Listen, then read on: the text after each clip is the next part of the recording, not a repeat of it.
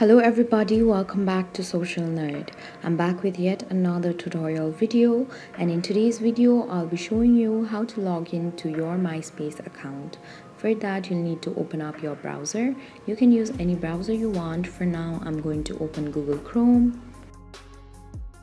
After you open up your browser, search myspace.com on your search bar. This way you'll directly land on MySpace website. Then tap on sign in, which is on top right of your screen. Here you can see that you can log into your account with Facebook, Twitter, username or email. For now, I'm going to show you how to log into your account with email. Firstly, enter your email address that is linked to your account. Then enter your password. When you are done, tap on the blue tab that says sign in.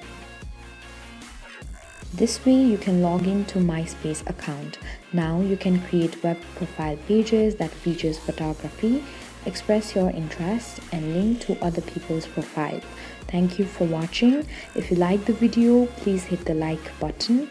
If you want to see more tutorial videos, hit the subscribe button, and if you have something to say, please leave a comment.